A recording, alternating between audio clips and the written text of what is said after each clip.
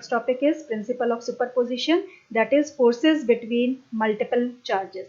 In Coulomb's law, we have dealt with the force between 2-point charges. Here in principle of superposition, what is the statement? It states that when a number of charges, now here we will be dealing with the number of charges that are interacting, the total force on a given charge. That means the total force on a single point charge is the vector sum of forces exerted on it due to all other charges, So now let us try to understand the meaning of this statement. It seems quite complicated, but let us see it. I will make it very simple one. Suppose we are having number of charges. What are they? Q1, Q2, Q3 and Q4 that are interacting in vacuum. That means they are present in vacuum. Now, so we want the total force on a given charge. That means for simplicity, if we want the force on a Q1 charge, that is on a single charge Q1, what it will be? Q2 will be exerting a force on Q1 which will be in this direction and it is denoted by F12. Its direction is this one. Similarly, Q3 will be exerting a force on Q1 which will be F13. It is in this direction. Now, Q4 will also be exerting a force on Q1 which is in this direction, that is F14. So, if we want to find the total force on Q1, according to the statement, what it will be? It will be the vector sum of the total forces. That is vector sum of F12, F13 up to Fn. That is whatever the forces are acting on this Q1, they have to be added vectorially. Mind it, vectorially they have to be added, not algebraically. About vector addition, you would have learnt in 11th class. So, we have to apply here the vector addition of all the forces. Now, I think the statement would be clear. What it says that when a number of charges are interacting, the total force on a given charge is the vector sum of the forces exerted on it due to all other charges. Now, what is the next statement? The force between two charges is not affected by the presence of other charges. It's a very important concept. That means the force between two charges. Let us see. For example, we take F12. This is the force between Q1 and Q2. This force F12 will not be affected by the presence of Q3 charge and Q4 charge. That means whatever be their magnitude or whatever be their sign, Q3 and Q4, whatever sign and magnitude they are having, the magnitude of F12 will not be affected by the presence of Q3 and Q4. Similarly, if we deal with F13, if we will be calculating the formula for F13, we will find that F13 will not be affected by the presence of second charge Q2 and Q4. That is, whatever be their magnitude or sign, F13 will not be affected by Q2 and Q3. Similarly, if we are dealing with F14, which is the force between Q1 and Q4, this F14 will not be affected by the presence of Q2 and Q3. It remains unaffected. That is, the force between two charges is not affected by the presence of other charges. Whatever n number of charges we are having in space, the individual force, that is between Q1 and Q4, between two charges, will not be affected by the presence of other charges. Next, we are having the mathematical formulation of this principle of superposition using Coulomb's law. Let us see what we can do. For that, let us try to understand the simple figure. Here, what we are having, the n point charges, that is Q1, Q2, Q3. Q1, Q2 and Q3, they are placed in vacuum, and with respect to origin, their position vectors are R1, R2 and R3 respectively. Now, this Q2 will exert a force on Q1 in this direction, which is F12.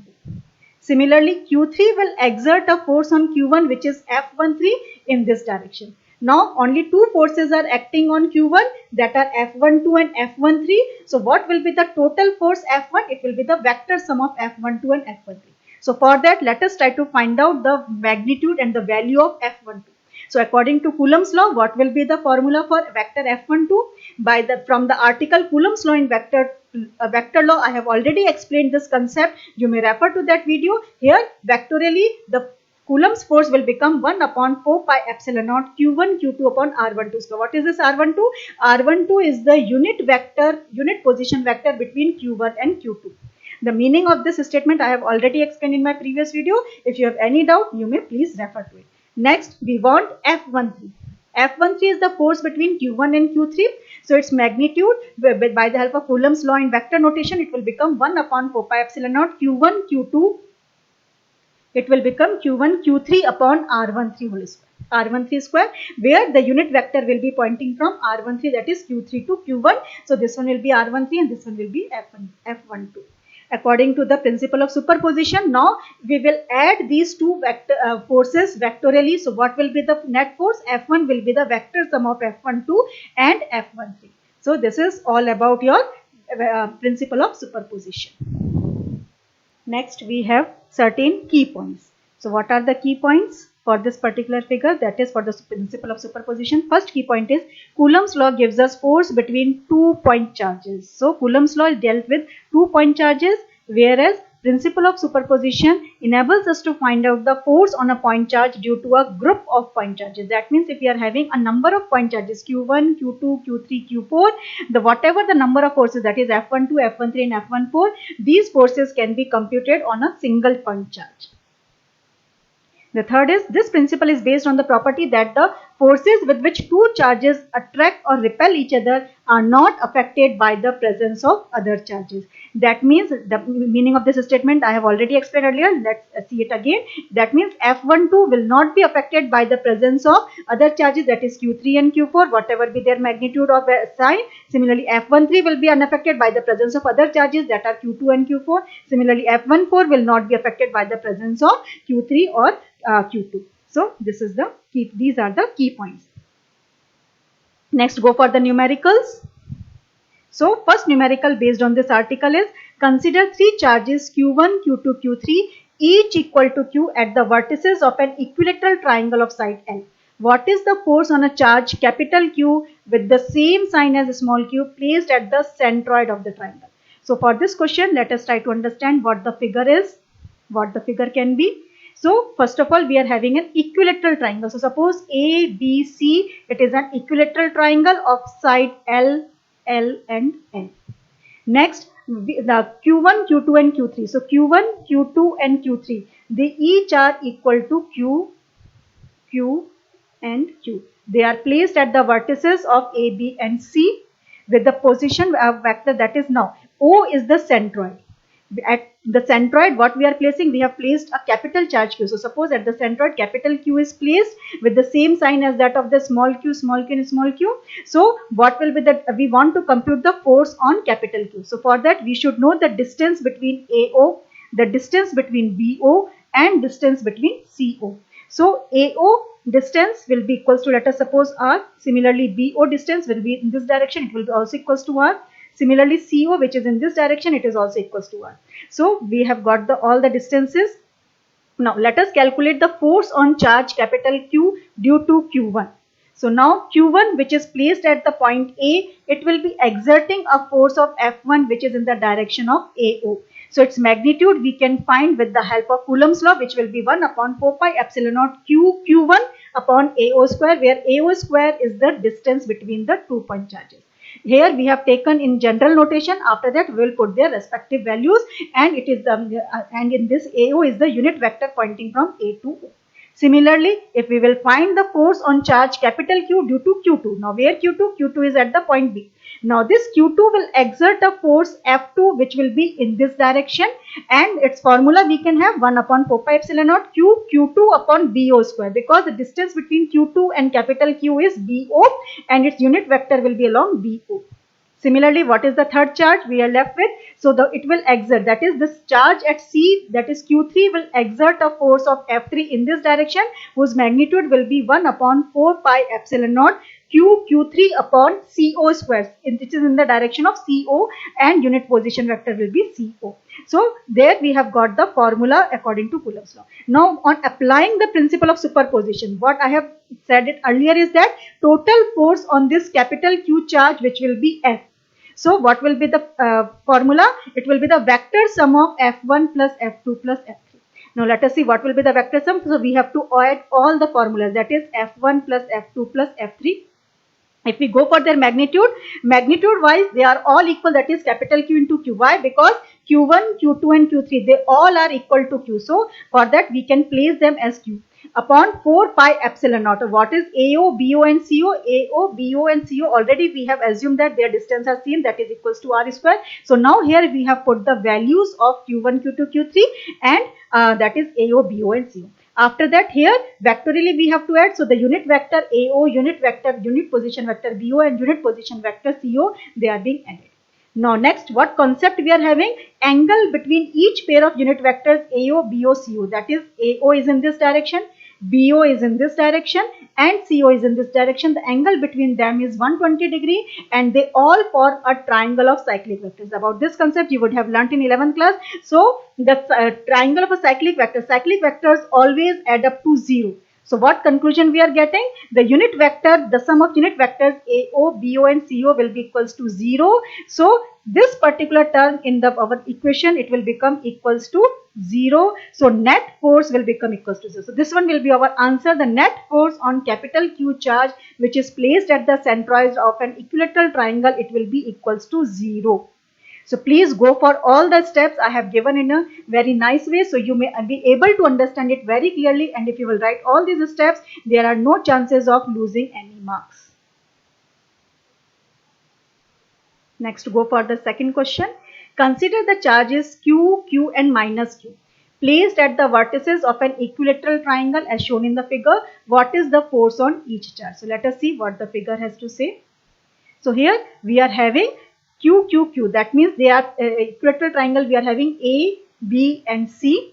So is Q, let us for simplicity we have taken Q1 is the charge, Q2 is the charge having the magnitude positive Q and positive Q, and Q3 which is placed at point C, it is having a magnitude of minus 2. They are placed at the vertices.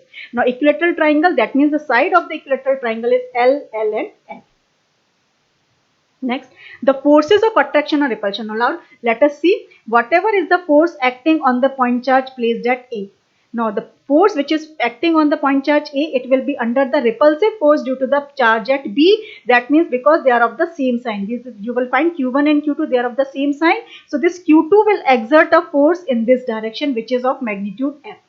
Similarly, now Q3 which is placed at C, its magnitude according to our question is minus Q. So this negative charge Q3 will attract the charge at A, that is Q1, in this direction. So this will be the force on A due to the negative charge. So if we want to compute the force on Q1, its net force will become F1 and their magnitude will be the FF magnitude. That is, it is acting at a distance of L whose point charges are Q and Q. So what will be the magnitude? It will become 1 upon 4 pi epsilon naught Q square by L square. The point charge at A is under the force of attraction due to Q3 and it is under the action of repulsion due to the charge at B, but whose magnitude will be 1 upon 4 pi epsilon naught Q square by L square because the separation between these charges are L and L. Similarly, if we want to find the force acting on B, so the B will be under the repulsion force of due to A which is in this direction, and the attractive force F will be acting in this direction whose magnitude will be the same one. Similarly, if we want to compute the force on charge C which is Q3, that is negative. Now negative charge will be attracted by the charge at A and it will be attracted by the charge at B because they both are positive, but magnitude will be the same which is F because they are separated at a distance of L and their magnitudes are Q and Q. So again the formula will be, so this is force of attraction and repulsion. Whether we are having attraction or repulsion, the magnitude will be the 1 upon 4 pi epsilon naught Q square by L square. So this is the general computed formula we have just derived. Now we will go for the vector addition. Now by parallelogram law, net force on Q1. Now we want to find the net force on Q1 which is F1. Now this F1 will be the vector sum of this F and this F. Two F's that are acting and their angle between them, because they are exterior angle to the equilateral triangle, so it will be 120 degree. So vector addition if we will apply, so what will be the magnitude? Under root of F square plus F square plus twice of FF cos 120 degree, and its direction will be pointing along BC. Mind it, here they are pointing in this direction which is the direction of BC. On solving this, putting the value of cos 120 degree as minus 1 by 2, what we will be having is that under root of, we will be having 2f square minus of f square. We will be left with this term. So it becomes simply the under root of f square. On removing the under root, we will get f and simply f, and the direction will be along BC. This is acting along the BC side of a equilateral triangle. So this is the magnitude as well as the direction, the force acting on the F1, that is Q1 charge. Similarly, by parallelogram law, net force on Q2. Now let us see what is the net force on Q2.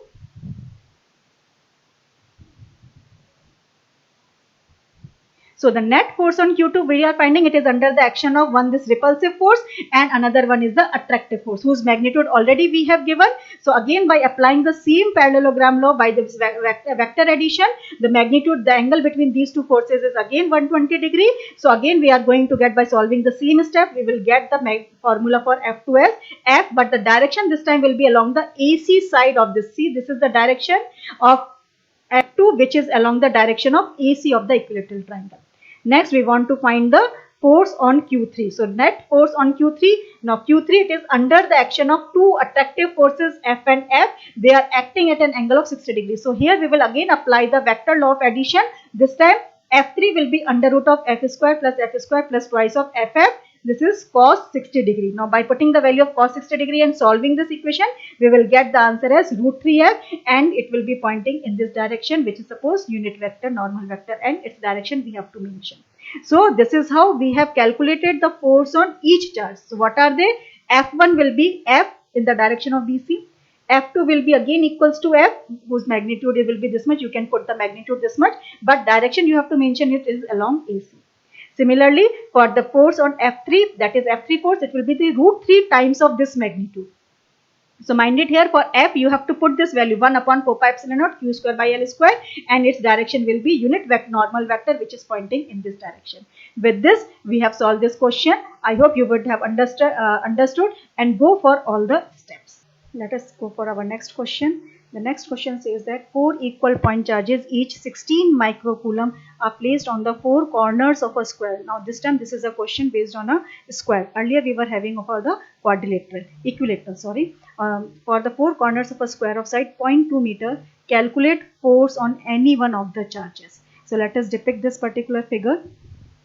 How we can say, let us suppose we take a square ABCD and calculate the force on any point charge, suppose which is Q4. So let us take the how to see the figure A, B, C and D. This is a square on which we have placed a charge Q1, Q2, Q3 and Q4, each of magnitude 16 microcoulomb. Now the side of the square is 0.2 meter and everywhere we are having 0.2 meter. Now if we want to calculate the charge on Q4, now the Q1 will be exerting a force on Q4 in the direction of, that is AD, which is called as the F1 force. So first of all, we will calculate the magnitude of the force exerted on Q4 by Q1. How to find this magnitude? We can find this magnitude by the help of Coulomb's law, which says that 1 upon 4 pi epsilon naught Q1 Q2 by R square. Now this is the standard formula. Throughout our video, I have been referring to this particular formula. So this time I am directly putting the values. So what we are having, 1 upon 4 pi epsilon naught is 9 into 10 to the power 9. Q1, Q2. Here we are having Q1 and Q4. That means the two charges whose magnitude is 16 into 10 to the power minus 6 coulomb. Here we have converted the 16 microcoulomb to the SI unit.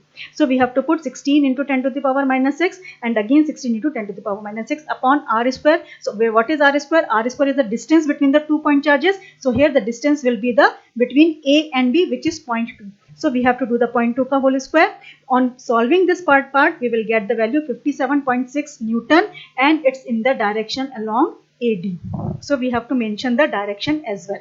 Next, we will calculate the force exerted on Q4 by Q2. Now where we have placed Q2, Q2 is placed on the point B. Now what will be the formula? The formula again will be based on Coulomb's law.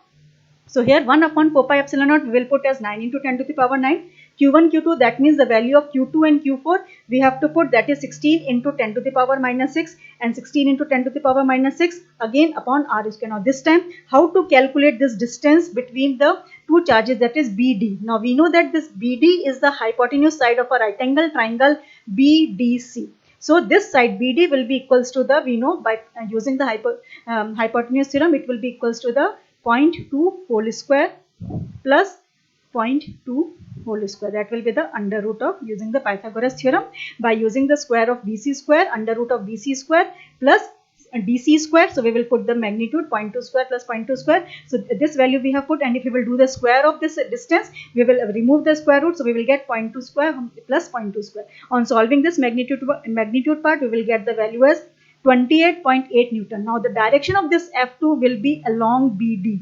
So here we have to mention that its direction is along BD. So now I think F1 this direction and F2 these two forces will be clear to you. Next, we will calculate the force exerted on Q4 by Q3. Now, where we have placed Q3? Q3 is placed at the point C. So, again by using the Coulomb's law formula, what we can have, that is Q1 Q2 by R square. So, 9 into 10 to the power 9 we have to put, Q1 Q2 the same magnitude to put, and the distance between D and C is again 0.2 ka whole square. So, we will solve this part and we will get 57.6, the same value as F1, and this F3 will be pointing along the CD direction. So, here F1 and F3, they are equal in magnitude, but their directions are perpendicular to each other, that is F1 and F3 are perpendicular. So, what will be the resultant? So, mind it here, the resultant will be along this particular between the F1 and F3. How to get the magnitude part? Under root of F1 square plus F3 square, that we all know how to get the resultant of two perpendicular vectors. So, by putting the magnitudes of 57.6 whole square plus 57.6 whole square, we will get the value as 81.5 Newton, whose direction will be along BD. Now, mind it, here the direction will be along B to D.